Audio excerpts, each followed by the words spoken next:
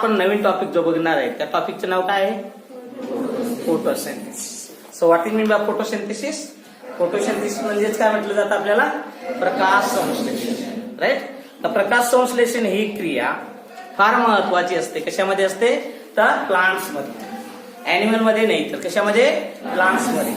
काय ही प्रक्रिया फार महत्वाची असते? प्रकाश संश्लेषण किंवा फोटोसिंथेसिस. तर आपण 3 कॅटेगरी बघितल्या होत्या बघा. पहिली होती काय? हार्बिव्होरस. दुसरी होती काय? कार्निव्होरस. आणि तिसरं काय होतं? ऑमनिव्होरस. राईट. म्हणजे त्याच्यानंतर आपण म्हणजे काय? स्वतःच अन्न स्वतः बनवलं. दुसऱ्यावर अवलंबून असं म्हणजे ऑटोट्रॉप्स आणि दुसरं हेट्रोट्रॉप्स. तर प्लांट्स सर्व काय आहेत? हेट्रोट्रॉपिक काय आहेत? Living organisms. राईट. आणि तुम्ही आम्ही किंवा सर्व अॅनिमल्स काय आहेत? Heterotrophs. It depends on any other living organisms. Right. That is called heterotrophs. Now autotrophs its own food material prepare केलं जातं. राईट. म्हणजे स्वतःचं अन्न काय केलं जातं? स्वतः तयार केलं जातं. म्हणून त्याला काय म्हटलं जातं? ऑटोट्रॉप्स किंवा स्वयंपोषी असं म्हटलं जातं. आणि स्वतःचं अन्न स्वतः तयार करण्यासाठी सर्वात महत्वाची प्रक्रिया त्या प्लांट्स मध्ये प्रक्रियेमध्ये आपल्याला बघायला मिळते. ती म्हणजेच कोणती? तर फोटोसिंथेसिस. काय म्हटलं जातं त्याला? फोटोसिंथेसिस. फोटो म्हणजे काय? तर लाईट. सिंथेसिस म्हणजे काय? तर संश्लेषण. म्हणजे काय? फोटो जे लाईट आहे बरोबर ना, म्हणजे लाईट आहे, ऊर्जा आहे, त्याचं संश्लेषण केलं जातं, त्याचं कन्व्हर्जन केलं जातं. आता ही जी प्रक्रिया आहे खूप इंटरेस्टिंग प्रक्रिया आपल्याला बघायला मिळते. ही प्लांट्स मध्येच फक्त शक्य आहे. तर याच्यामध्ये सोलर एनर्जी ट्रॅप केली जाते. सोलर एनर्जीचं रूपांतर केमिकल एनर्जी मध्ये केलं जातं. कशाच्या माध्यमातून?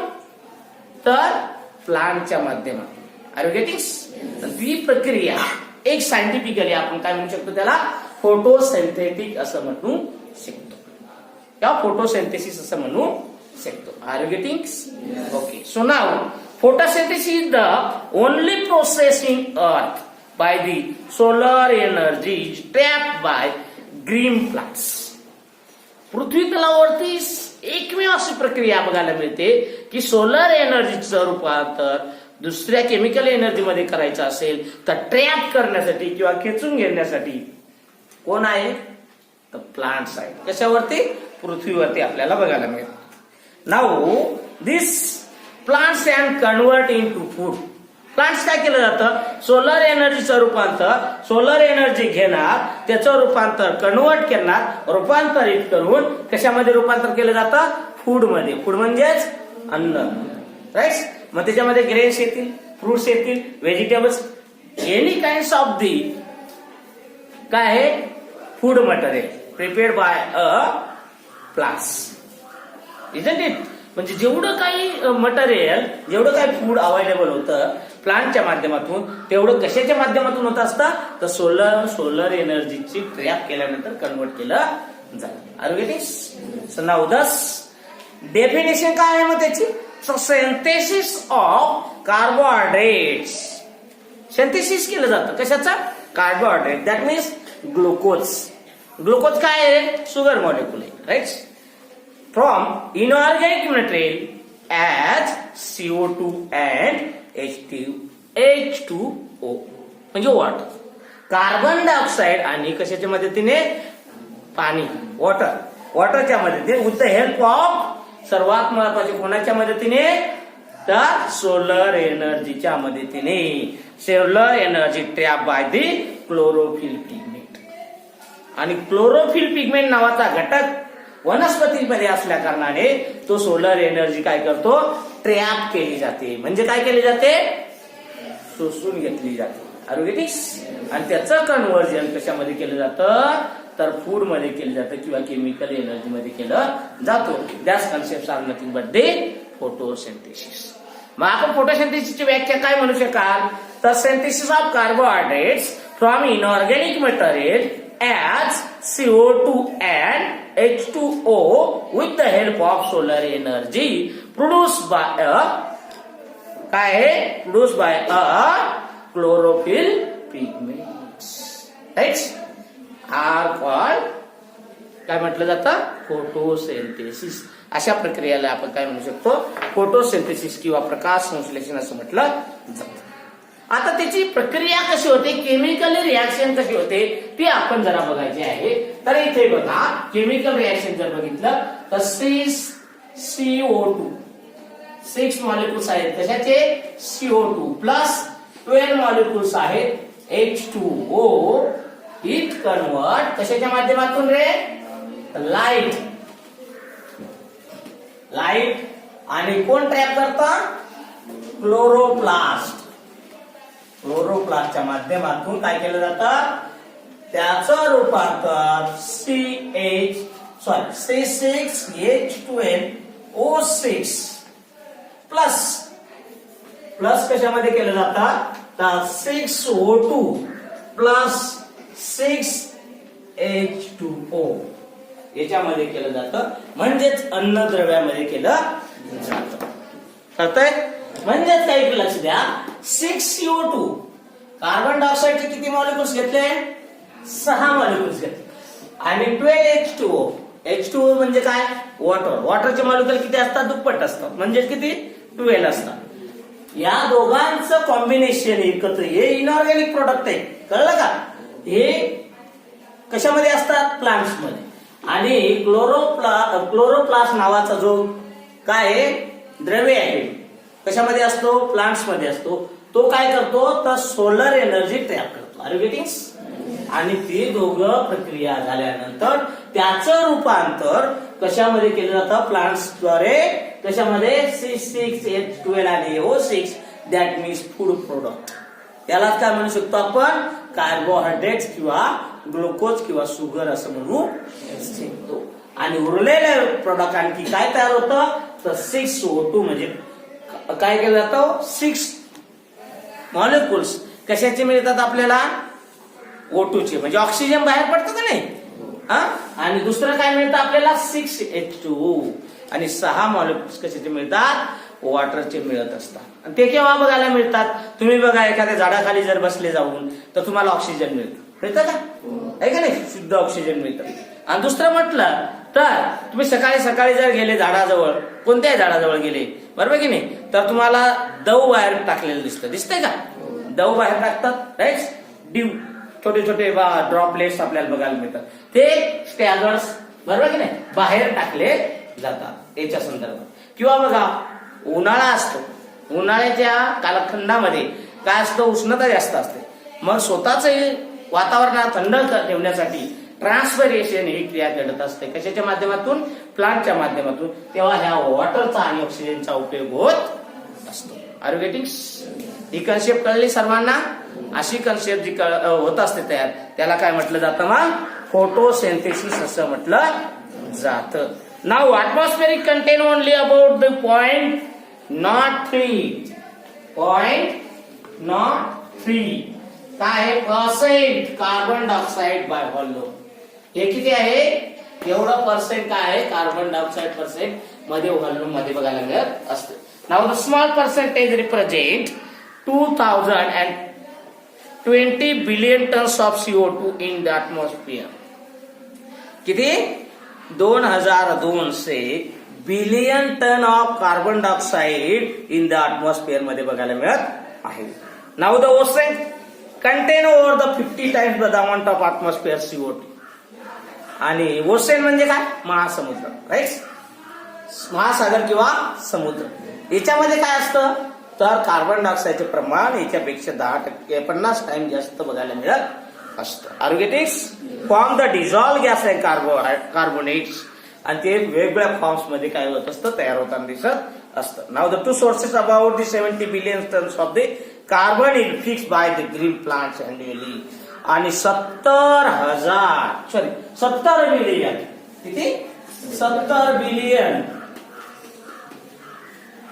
किती 70 बिलियन काय आहे टन काय आहे कार्बन डायऑक्साइड प्लांटच्या माध्यमातून काय केला जातो ऑब्सॉर्ब केला जातो किंवा घेतला जातो. कधी कुठपर्यंत पर इयर अॅन्युअली म्हणजे एका वर्षाला आहे 1 वर्षाला घेतला जातो. Are you getting? अशा पद्धतीने ही फोटोसिंथेसिसची प्रक्रिया जनरली आपल्याला याच्यामध्ये बघायला मिळत असते. Are you getting? Okay. Now next topic बघणार आहेत आपण, व्हॉट इज दी क्लोरोप्लास्ट. पहिला आपण बघू आपण त्याच्यामध्ये क्लोरोप्लास्ट. आता क्लोरोप्लास्ट हा प्रकार जो आपल्याला बघायचा आहे, कशामध्ये आपण क्लोरोप्लास्ट बघितला इन्व्हॉल्व होताना? कशामध्ये बघितला आपण? कशामध्ये? फोटोसिंथेसिस प्रक्रियेमध्ये बघितला ना. परंतु क्लोरोप्लास्ट नेमकी काय आहे या संदर्भात आपल्याला याच्यामध्ये डिस्कशन करायचं आहे. मग क्लोरोप्लास्ट काय? Mainly located in the mesophyll cell of the leaves. हा क्लोरोप्लास्ट कशामध्ये असतो?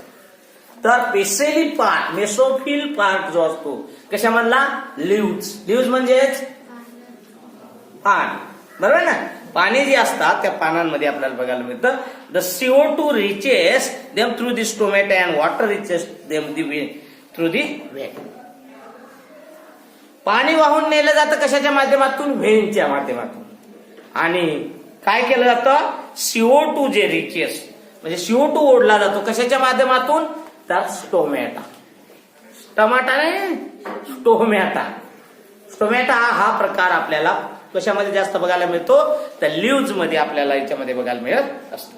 हायर प्लांट क्लोरोप्लास्ट हा डायकॉट्स व लेन्स शेप. ते डिस्कॉइड असतो किंवा लेन्स शेप्स. दोन पद्धतीचे शेप्स आपल्याला त्याच्यामध्ये स्टोमॅटाचे बघायला मिळत असतात. आणि क्लोरोप्लास्ट या पद्धतीने अरेंजमेंट त्याची बघायला मिळत असते. Inside the membrane is found in ground substance the stomata. Stoma काय म्हणतात त्याला? स्ट्रोमा. काय म्हटलं जातं? त्याच्यामध्ये काय असतं? आतमध्ये काय असतं? मग त्याच्यामध्ये स्ट्रोमा असतात. आणि stroma found a system of chlorophyll bearing a double membrane sac or lamina. आणि तो क्रोमा आहे त्याला डबल लॅमिना बघायला मिळत असतो.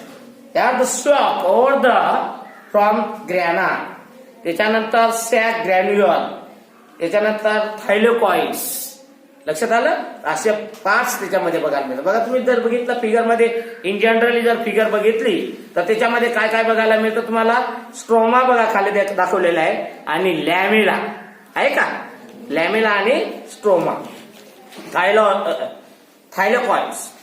त्याच्यात जर पार्ट्स जर बघितला आपण तर रायबोझोम आहे, त्याच्यानंतर प्लास्टोग्लोब्युलिन आहे, त्याच्यानंतर काय आहे? इंटरनल मेम्ब्रेन आहे, त्याच्यानंतर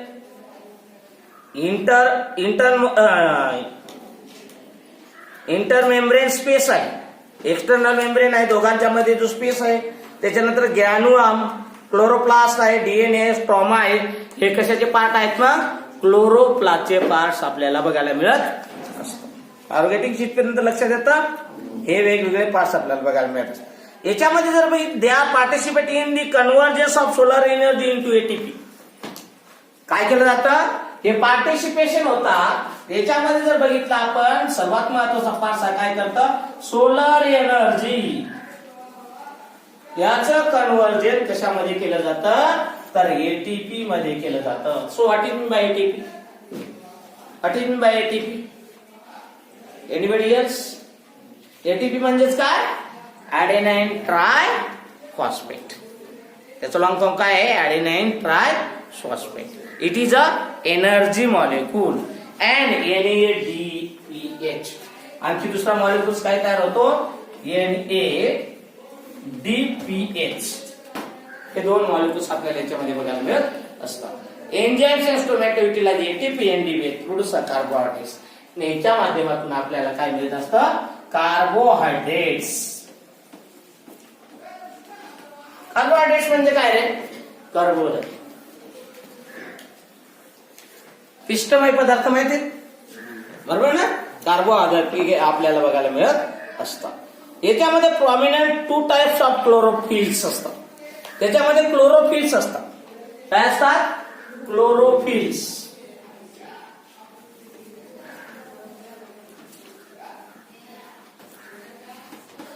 क्लोरोफिल्स किती असतात? 2 प्रकारचे बघायला मिळतात. किती? 2 प्रकारचे क्लोरोफिल्स आपल्याला याच्यामधून बघायला मिळत असतात. त्याच्यामध्ये क्लोरोफिल कोणकोणते आहेत मग रे? तर क्लोरोफिल जो आहे ए दुसरा आहे क्लोरोफिल बी.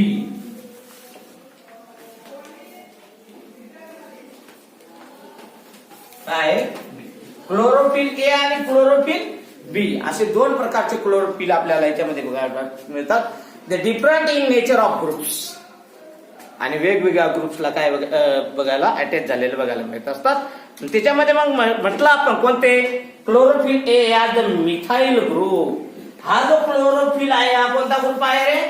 मिथाइल ग्रुप आहे. मिथाइल ग्रुप का म्हणायचं तर तो कशाचे कंटेन आहे? CH3. इथं थोडस केमिस्ट्री आहे बरं, काय आहे केमिस्ट्री पण याच्यामध्ये बघायला मिळते. वाईल क्लोरोफिल बी जो आहे तो अल्डिहाइड ग्रुप आहे. हा कोणता ग्रुप आहे रे मग? Aldehyde.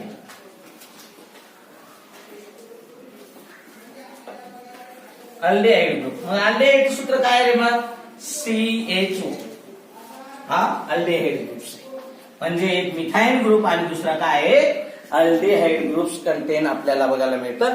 Chemically chlorophyll molecules consist 2 parts of the head of the tetrapyrrole and porphyrin rings and the hydrocarbon tails. याच्यामध्ये एक हेड एक टेल असे दोन प्रकारचे भाग बघायला मिळत असतात.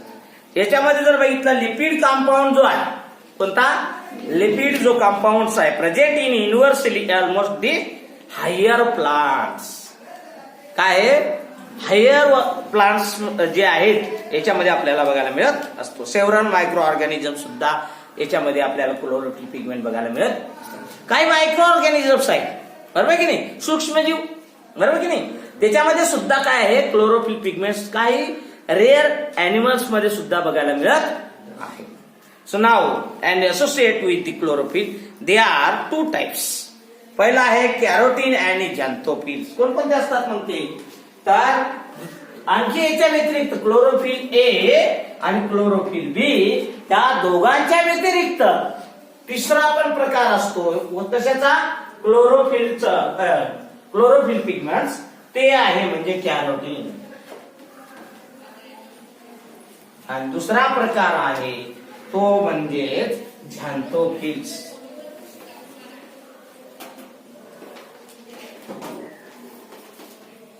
लक्षात ठेवा कॅरोटीन्स आणि दुसरा काय आहे? झॅन्थोफिल्स. किती प्रकार बघायला मिळतात? 2 प्रकार आपल्याला याच्यामध्ये बघायला मिळतात. एक आहे कॅरोटीन्स आणि दुसरा आहे झॅन्थोफिल्स. कॅरोटीनचा जर फॉर्म्युला बघितला आपण दिसतंय का इथं सर्वांना? 640 त्याच्यानंतर H56 आणि हे ऑरेंज रेड अँड झॅन्थोफिल्स. याचा कलर कसा आहे लक्षात घ्या. Orange red. Orange red. Orange म्हणजे काय रे? नारंगी केसरी बरोबर की नाही, आहे की नाही, तपकिरी. हा जो काय आहे ऑरेंज रेड रेडिश कलर आपल्याला याच्यामध्ये बघायला मिळत असतो. आणि दुसरा जो आहे झॅन्थोफिल. हे झॅन्थोफिल्स मध्ये काय असतं तर ऑक्सिजन असतं. कशामध्ये असतं? ऑक्सिजन बघायला मिळत असतो. अशा पद्धतीने ह्या पूर्ण क्लोरोफिल पिगमेंट्स क्लोरोप्लास्ट मध्ये जे असणारे क्लोरोफिल पिगमेंट्स हे 4 प्रकारचे आपल्याला आढळून येताना दिसत असतात. आणि ते काय करत असतात? ऑब्सॉर्ब काय करतात? लाईट एनर्जी ऑब्सॉर्ब करतात. त्याचं कन्व्हर्जन कशामध्ये केलं जातं नंतर मग फोटोसिंथेसिस प्रक्रियाद्वारे फूड किंवा एटीपी किंवा कार्बोहायड्रेट्स किंवा ग्लुकोज मध्ये केलं जातं. म्हणजे फूड एनर्जी मध्ये केलं, केमिकल एनर्जी मध्ये केलं जातं. हे आपण ह्या टॉपिक मध्ये अभ्यासलं आहे. लक्षात आलं? ओके.